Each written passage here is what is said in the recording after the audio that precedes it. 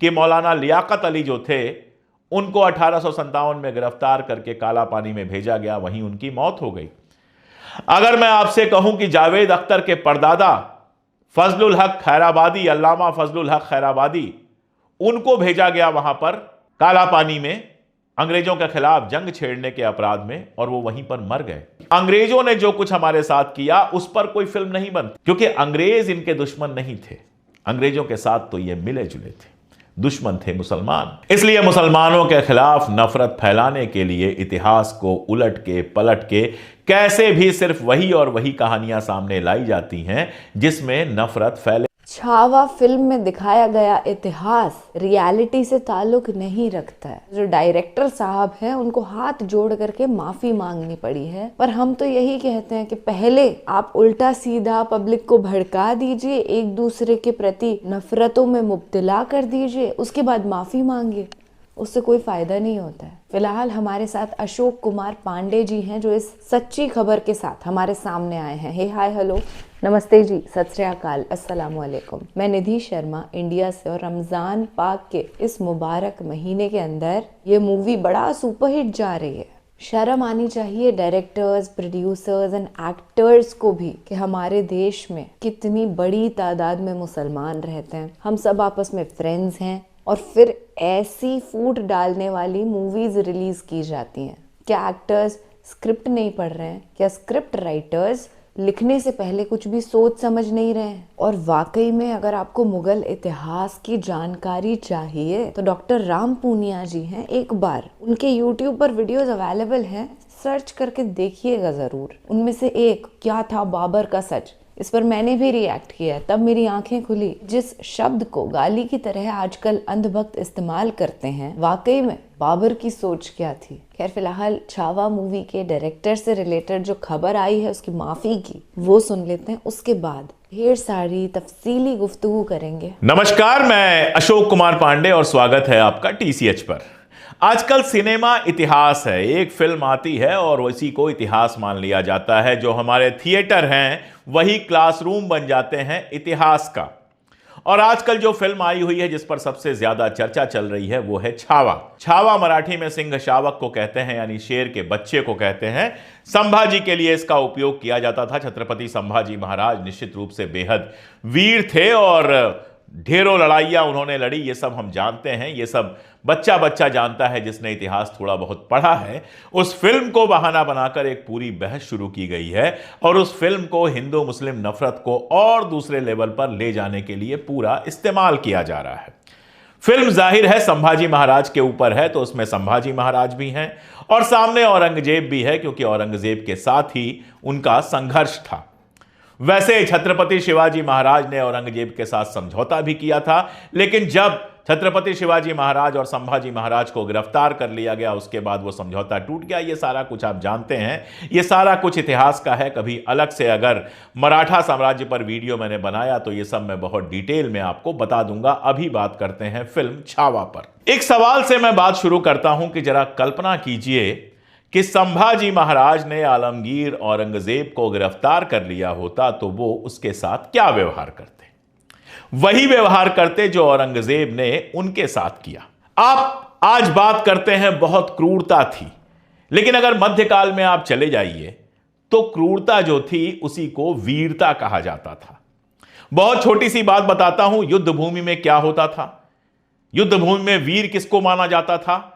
जो दोनों हाथों में तलवार लिए लड़ता हुआ किसी की गर्दन काटता था, किसी के पेट फाड़ देता था, किसी के हाथ काट देता था, ये सब जो करता था उसको वीर माना जाता था। आप जरा कल्पना कीजिए कि आपको एक ऐसी जगह पर भेज दिया जाता है जहां पर ढेर सारी कटी हुई गर्दनें हैं, धड़ अलग है, सर अलग है, किसी की आंत निकली हुई है, किसी की आंख निकली हुई है, कहीं पे कटा हुआ हाथ पड़ा हुआ है, पूरी जगह पर खून ही खून पसरा हुआ है। आप अगर उसको देख लेंगे तो क्या हाल होगा?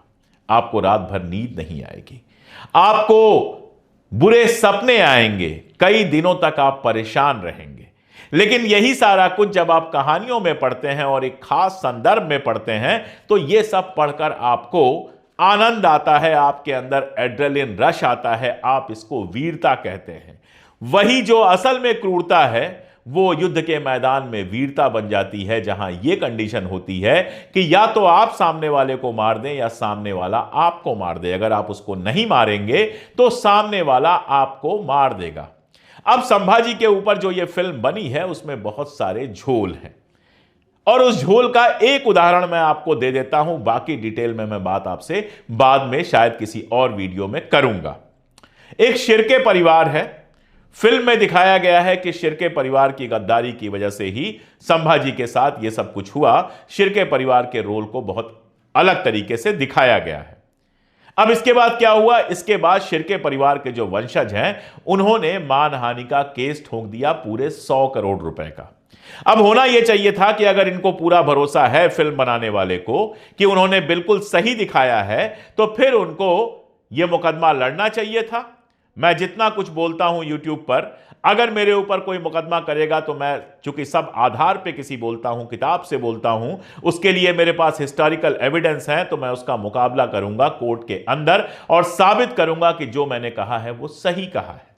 जो मुझे नहीं पता है उस पर मैं खामोश रहूंगा या फिर रिसर्च करने के बाद बोलूंगा। माफी मांगने की सीधी सी बात यह है कि आपको अपने रिसर्च के ऊपर भरोसा नहीं है।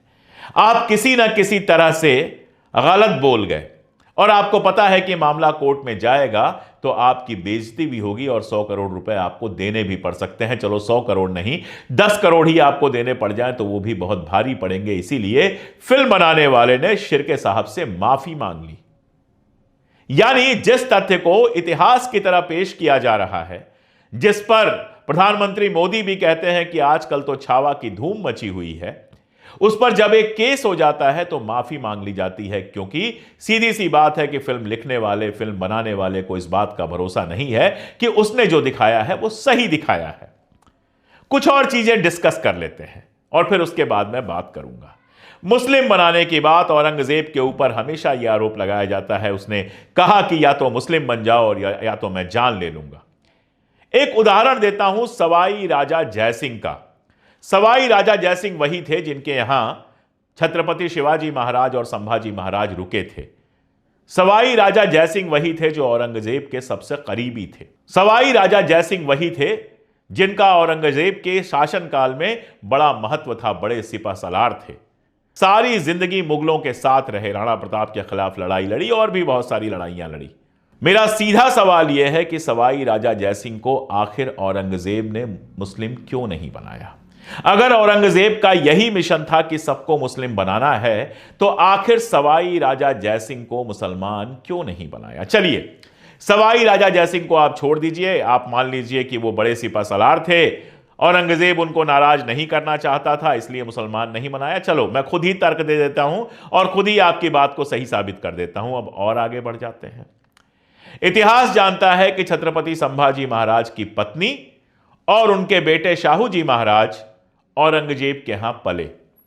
शाहू जी महाराज को आप चाहें तो यह कह लें कि औरंगजेब ने कैद करके रखा, चाहे तो आप यह कह लें कि उनके यहां पले। बहुत सारे किस्से सुनाए जाते हैं। एक किस्सा यह सुनाया जाता है कि शाहू जी महाराज शक्कर बहुत ज्यादा खाते थे, मीठा बहुत ज्यादा खाते थे, जिसके चलते उनको पीलिया हो गया। औरंगजेब खुद गया और उसने उनका मीठा छुड़ाया। उसने कहा कि मीठा खाना बंद करो, तुम ये काम नहीं कर सकते हो, वगैरह वगैरह। और यह किस्सा तो आपने सुना ही होगा कि छत्रपति शाहू जी महाराज जब तक जिंदा रहे तब तक वो औरंगजेब की कब्र पर नंगे पांव जाते रहे।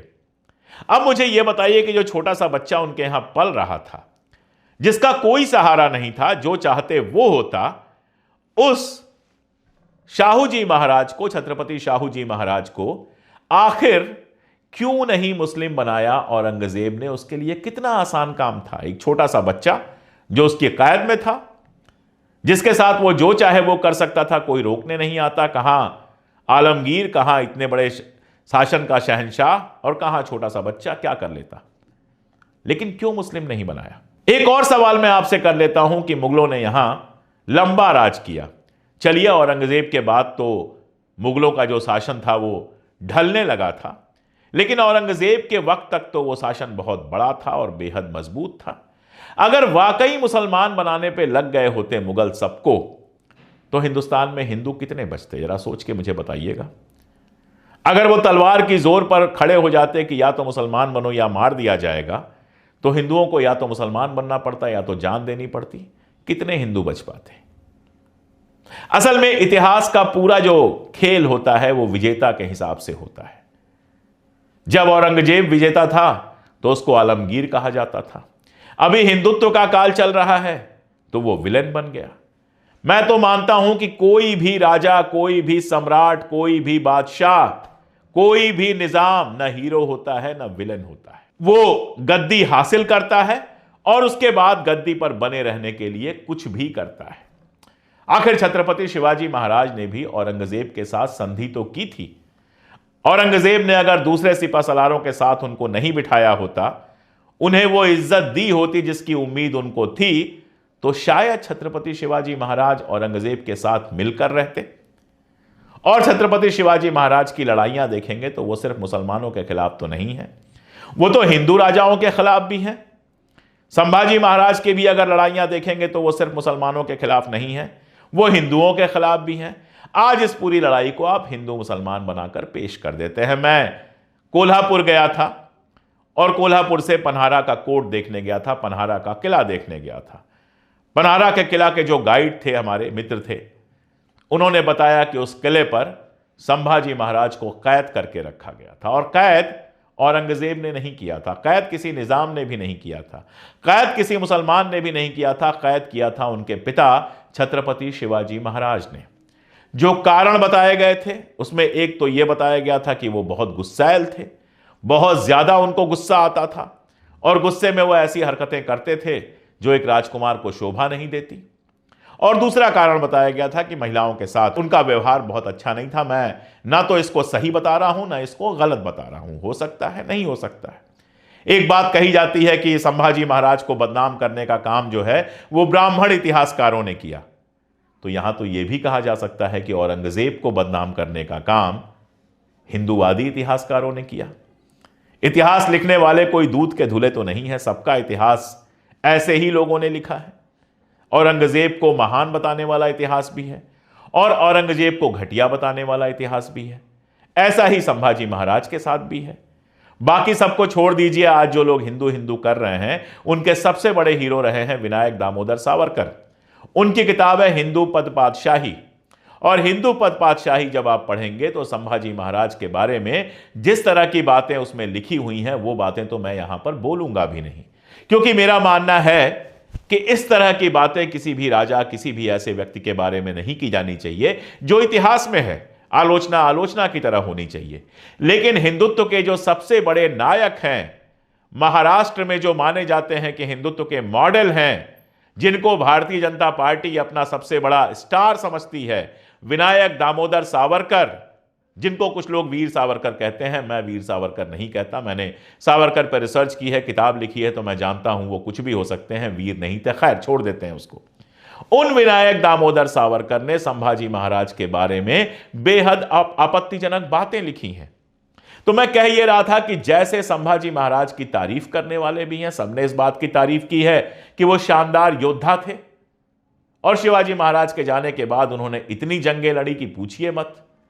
कहा यह भी जाता है कि शिवाजी महाराज के समय जो सैनिक थे उनको लूटपाट करने की आजादी नहीं थी, लेकिन संभाजी महाराज के समय आजादी थी। ये सारी बातें आती हैं, तो उनकी तारीफ करने वाले भी हैं और उनके बारे में ये सब कहने वाले भी इतिहासकार हैं, जिसमें उनके गुस्से की बात, उनके चरित्र की बात और बाकी सारी बातें होती हैं। दोनों तरह की बातें उनके बारे में आती हैं। ऐसे ही औरंगजेब के बारे में भी दोनों तरह की बातें होती हैं। लेकिन आज एक ऐसा माहौल बनाया गया जिसमें औरंगजेब विलेन है, और औरंगजेब इसलिए विलेन है क्योंकि छत्रपति संभाजी महाराज की उसने हत्या करवाई। तो मेरा सवाल सीधा यह है कि जब युद्ध होता है तो क्या एक राजा दूसरे राजा की हत्या नहीं करवाता है? यह पहली बार हुआ है। क्या हिंदू राजाओं ने एक दूसरे की हत्या नहीं की है या हत्या नहीं कराई है? पृथ्वीराज, संयोगिता, जयचंद, ये सारे किस्से आपने सुने हुए हैं। इनमें तो हिंदू ही हिंदू भरे हुए हैं। और भी कितने किस्से मैं सुनाऊं? कश्मीर के इतिहास पे मैंने काम किया है। क्रूरता के एक से एक उदाहरण मिलेंगे। राजतरंगिणी आप सब लोग जानते हैं, जो दूसरी राजतरंगिणी लिखी गई, जोना राज, जिसके लेखक थे, उन्होंने लिखा कि राजा का भाई जो होता है वो सांप की तरह होता है, या तो उसको मार डालो या दूर फेंक दो, वरना डस लेगा। क्यों? क्योंकि सत्ता की लड़ाई थी। अगर आप क्रूर नहीं होंगे, अगर आप ताकतवर नहीं होंगे, अगर आप उन लोगों को खत्म नहीं करेंगे जिनसे आपकी सत्ता को खतरा है, तो आपको कुर्सी से उतार के फेंक दिया जाएगा। आखिरी हिंदू जो शासन था वो नेपाल में था, और नेपाल में क्या हुआ था, जो उस समय के राजा थे उनका पूरा खानदान खत्म कर दिया गया था। राजकुमार ने गोली चला के सबको मार दी, राजकुमार ने फिर खुद को भी गोली मार दी। ये सारी कहानियां बाहर आई।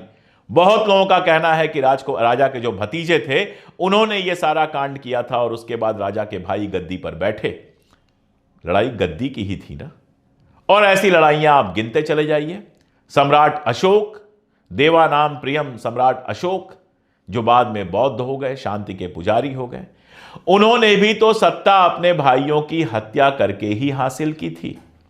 ऐसे हजारों उदाहरण पूरे देश में दिए जा सकते हैं। आप 1950, 55, 60 के आसपास की फिल्में देखें जो राजाओं को केंद्र में रख के बनी है, जिसका नायक या विलेन राजा हो। आप देखिए 24 घंटे महल में सिर्फ यही साजिश चलती है कि कैसे जो राजा बनने वाला है उसको रास्ते से हटाया जाए और किसी और को राजा बनाया जाए। राजा बनने का खेल ही तलवार, हत्या और षड्यंत्रों के भरोसे चलता है। तो औरंगजेब ने भी अपनी जो सत्ता स्थापित की थी, और जो आज तक के इतिहास में भारत का सबसे बड़ा भूभाग था जिस पर औरंगजेब का राज चलता था, तो उसने भी हत्याएं की थी। उसने अपने भाइयों को मरवाया, बिल्कुल मरवाया। अगर वो नहीं मरवाता तो दारा शिकोह उसको मार देता, इसलिए दारा शिकोह को उसने मरवाया। सत्ता की लड़ाई थी। बाप चाहते थे दारा शिकोह गद्दी पर बैठे, औरंगजेब को लगता था वो बेहतर है।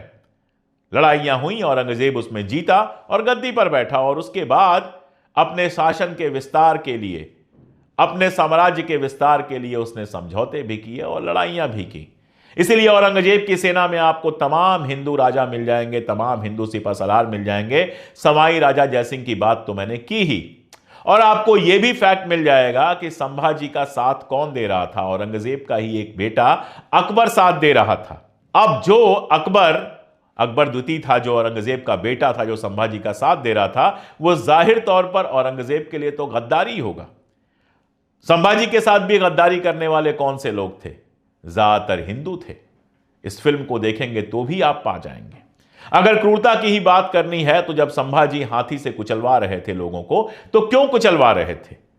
हत्या तो वो भी थी, और बेहद क्रूर हत्या थी। जरा कल्पना कीजिए कि किसी को हाथी के नीचे आपके सामने कुचला जा रहा हो, आप बर्दाश्त नहीं कर पाएंगे, देख नहीं पा रहे होंगे, लेकिन उसको इतिहास में गलत नहीं कहा जाता है, क्योंकि अगर वो उनको हाथी से नहीं कुचलवाते तो वो शायद षड्यंत्र करके उनकी हत्या कर देते। मध्यकाल ऐसे ही चला है, लेकिन यह सिनेमा जो बननी शुरू हुई है, उस सिनेमा ने लोगों के अंदर सिर्फ और सिर्फ नफरत भरने का काम किया है। जो दृश्य होते हैं, हत्या की, हत्या करवाई, उसको इतना क्लोजअप लगा के, कैमरा लगा के, चमका के, बड़ा करके, म्यूजिक डाल के इतना इमोशनल बना दिया जाता है कि हमने देखा कि लोग चले गए और पर्दा फाड़ने लगे, जैसे पर्दा फाड़ देने से इतिहास बदल जाएगा। बढ़ा चढ़ा के ये सारा कुछ इसलिए किया जाता है क्योंकि लोगों की नफरत और मजबूत हो। इतिहास में बहुत कुछ हुआ है। एक सवाल मैं आपसे पूछता हूं, 1857 के बाद अंग्रेजों ने हिंदुस्तानी जो विद्रोही थे उनको मारने के लिए कौन सा तरीका अपनाया? या तो तोप के मुंह में बांध देते थे और तोप से उनको उड़ा देते थे, या सामूहिक रूप से पेड़ों पर फांसी से लटका देते थे। एक साथ 100 लोग पेड़ों पर फांसी से लटके हुए हैं। यह क्रूरता है कि नहीं? आजादी की लड़ाई में जो लोग लड़ रहे थे उनके साथ ये जो कुछ हुआ वो क्रूरता है कि नहीं? अगर मैं आपसे कहूं कि मौलाना लियाकत अली जो थे उनको 1857 में गिरफ्तार करके काला पानी में भेजा गया, वहीं उनकी मौत हो गई। अगर मैं आपसे कहूं कि जावेद अख्तर के परदादा फजलुल हक खैराबादी, अल्लामा फजलुल हक खैराबादी, उनको भेजा गया वहां पर काला पानी में अंग्रेजों के खिलाफ जंग छेड़ने के अपराध में, और वो वहीं पर मर गए, तो आपको थोड़ा आश्चर्य होगा। लेकिन इस पर कोई फिल्म नहीं बनती। अंग्रेजों ने जो कुछ हमारे साथ किया उस पर कोई फिल्म नहीं बनती, क्योंकि अंग्रेज इनके दुश्मन नहीं थे। अंग्रेजों के साथ तो ये मिले जुले थे, दुश्मन थे मुसलमान। इसलिए मुसलमानों के खिलाफ नफरत फैलाने के लिए इतिहास को उलट के पलट के कैसे भी सिर्फ वही और वही कहानियां सामने लाई जाती हैं जिसमें नफरत फैले। हमने बात की इस फिल्म के बारे में प्रोफेसर राम पुनियानी से, जो इतिहास के जाने माने विद्वान हैं और मराठा इतिहास पर काफी कुछ कहते सुनते रहते हैं। सुनिए उनकी बात, फिर आगे बात करते हैं। अभी महाराष्ट्र में एक फिल्म बहुत चल रही है जिसका नाम है छावा। छावा का मतलब होता है शेर का पुत्र। ये फिल्म संभाजी महाराज के ऊपर है, जो छत्रपति शिवाजी महाराज के बेटे थे। और ये फिल्म एक उपन्यास पर आधारित है जो शिवाजी सावंत द्वारा लिखा गया था, छावा नाम से। तो एक तौर से ये काल्पनिक है, दूसरी तौर से इसको इतिहास के रूप में प्रस्तुत किया गया है। इस फिल्म में जो पूरी कहानी है कि औरंगजेब ने किस प्रकार से संभाजी महाराज को युद्ध में एक प्रकार से कॉर्नर कर लिया, और दूसरी तरफ से कुछ पेशवाओं ने एक साजिश रच के संभाजी महाराज को कैद किया। मुख्य बात यह है कि पहली बात तो ये फिल्म एक उपन्यास में बनी है, जो बहुत एग्जैक्ट हिस्ट्री होना जरूरी नहीं है। दूसरी बात यह है कि इसमें जो औरंगजेब द्वारा संभाजी महाराज पर जो क्रूरता दिखाई गई है उसमें बहुत अतिशयोक्ति है, और उसको बहुत भावनात्मक रूप देकर ऐसा बताने की कोशिश की गई है कि जैसे ये हिंदू मुसलमान का समस्या हो। हम सब जानते हैं कि औरंगजेब दक्षिण में अपने राज्य का विस्तार कर रहा था, और उस समय उसकी जो शक्ति थी वो लगातार बढ़ती रही थी, जबकि इस तरफ संभाजी महाराज, इनकी जो सीमित रिसोर्सेज थे उसके आधार पर उन्होंने औरंगजेब के साथ लड़ाई की, और बाद में जब उनको पकड़ा गया तो औरंगजेब ने उनको यातना दी। इस बात में कोई शंका नहीं। समस्या ये है कि किसी इतिहास की एक बात को आउट ऑफ द कॉन्टेक्स्ट लेकर एक अपने जो उसकी पृष्ठभूमि है उससे अलग करके जब हम लेते हैं तो बात का एक खतरा बहुत ज्यादा दिखता है। और ये इस फिल्म की मुख्य समस्या है कि आजकल जिस प्रकार से बहुत सारी फिल्में बनी हैं, जैसे जैसे एक पहली फिल्म बनी थी पद्मावत, वो भी एक उपन्यास के आधार पर बनी थी, और उसमें भी यही उन्होंने बताने की कोशिश की कि अलाउद्दीन खिलजी किस प्रकार से एक क्रूर बादशाह था, वगैरह वगैरह। तो सवाल यह है कि क्या आज हम इन चीज़ों को उस आधार पर ले सकते हैं? राजाओं की लड़ाइयाँ होती हैं, और उन राजाओं की लड़ाइयों को एक इस प्रकार से मानदंड मान के कि औरंगजेब की ये क्रूरता की निशानी है, जबकि औरंगजेब ने बहुत सारे और भी चीज़ें की थी जिसमें उनके साथी हिंदू राजा भी थे और दूसरे भी थे। औरंगजेब जिसने कुछ मंदिरों को तोड़ा, उसने कई मंदिरों को दान भी दिया। तो ये उसको भी देखने का जो सांप्रदायिक तरीका है वो मेरे ख्याल से पूरी तौर से गलत है, और हमें इतिहास को इस दृष्टिकोण से देखना चाहिए कि जो राजाओं का इतिहास है, राजा के धर्म के आधार पे पूरा पूरा नहीं चलता। राजा के जो निर्णय करने के तरीके होते हैं उसमें बहुत सारी चीजें मिली जुली होती हैं, और धर्म उसका केवल एक कारण होता है, बहुत छोटा कारण होता है। बाकी कारण तो उनकी सत्ता की लालसा और समाज में अपनी प्रतिष्ठा, संपत्ति को बढ़ाना और साम्राज्य को बढ़ाना ये होता है। औरंगजेब के केवल एक पहलू पर लेकर ये उनका एक तो दानवीकरण करती है, और उसका प्रतिबिंब आज के मुसलमानों पर डालने की कोशिश करती है। अब ये भी इसमें देखने की बात है कि सावरकर और गोलवलकर, जो हिंदू राष्ट्रवाद के बड़े प्रतीक हैं, उन्होंने भी संभाजी महाराज की बहुत आलोचना की थी, और उन्होंने भी संभाजी महाराज को एक नकारात्मक तौर पे देखा था। इधर से पेशवा जो ब्राह्मण थे, और जो संभाजी महाराज वो गैर ब्राह्मण थे। इसके बारे में भी एक दूसरा पहलू है जो भी आज की घटनाओं में लिया जा रहा है। अभी इस उपन्यास के आधारित फिल्म पर बताया गया है कि शिर्के नाम के एक ब्राह्मण थे जिन्होंने संभाजी महाराज से विश्वासघात किया। तो शिर्के परिवार के जो उत्तराधिकारी हैं उसमें उन्होंने एक केस डाला है और कहा ये घटना कुछ सही नहीं है। तो एक उपन्यास जिसमें कुछ कल्पना होती है, कुछ सच्चाई होती है, उसके आधार पर फिल्म बना के समाज में इस प्रकार की दुरावे को शुरू करना, ये एक बहुत गलत चीज़ है। ऐसी फिल्मों का एक ट्रेंड बन गया है, एक प्रभाव बन गया है, जो समाज में इतिहास का दुरुपयोग करके लोगों के बीच में नफरत डालने की कोशिश करते हैं। तो इतिहास वह नहीं है जो फिल्मों में दिखाया जा रहा है। फिल्में इतिहास बताने के लिए बनाई भी नहीं जा रही हैं, फिल्में नफरत फैलाने के लिए बनाई जा रही हैं। यही तो वजह है कि जहां कोई पकड़ लेता है वहां हाथ जोड़ के माफी मांग लेते हैं। फिल्में इसलिए बनाई जा रही हैं कि अडानी को जिस तरह से देश बिक रहा है उस पर आपका ध्यान न जाए। फिल्में इसलिए बनाई जा रही हैं कि आप 24 घंटे नफरत के नशे में डूबे रहे, आप ना देख पाएं कि कैसे शेयर मार्केट लगातार डूब रहा है और आम आदमी का पैसा डूब रहा है। आप ना देख पाएं कि देश में बेरोजगारी का क्या हाल है। आप ना देख पाएं कि अंबानी का 99% कर्ज कैसे एक साथ माफ कर दिया जाता है। ये सब कुछ ना देख पाएं। आप सिर्फ और सिर्फ नफरत पर पलते रहें, इसलिए बनाई जाती हैं ये फिल्में।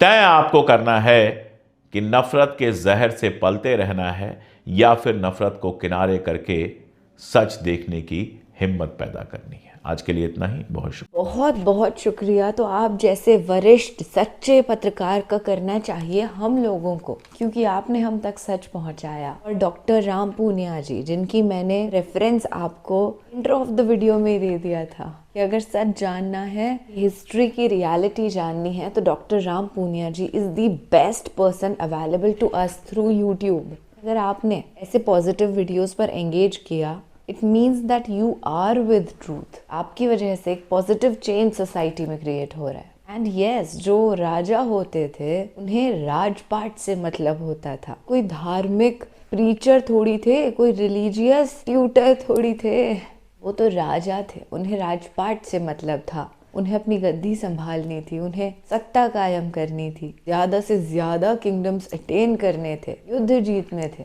ना कि धर्म परिवर्तन करवाना था। ये एक बड़ी फनी बात मुझे लगती है। जो मुगल काल के बादशाह हुआ करते थे वो ये चाहते थे कि सब मुसलमान बन जाएं। अरे वो ये क्यों चाहेंगे? वो बड़े से बड़े राज्य के एम्परर बनना चाहते थे, बट नॉट दिस। अगर वो ये चाहते तो उनकी सेना के अंदर एक बड़ी तादाद में हिंदू क्यों मौजूद थे? उन्होंने मंदिर क्यों बनवाए? अरे भाई, पूरे हिंदू, मुसलमान, सिख, ईसाई सबने साथ मिलकर के आज़ादी की लड़ाई लड़ी अंग्रेज़ों के खिलाफ। और आज उस स्ट्रगल को भूल करके, उससे पहले की जो हिस्ट्री है उसे खंगाल करके नफरतें फैलाने में लोग जुट गए हैं। अफसोस की बात है। फिलहाल के लिए मुझे दीजिए इजाज़त। और छावा जैसी मूवीज़ को देखने का कोई फ़ायदा नहीं है, ये आपको भटकाती हैं। ख्याल रखिएगा अपना और अपने सभी घर वालों का।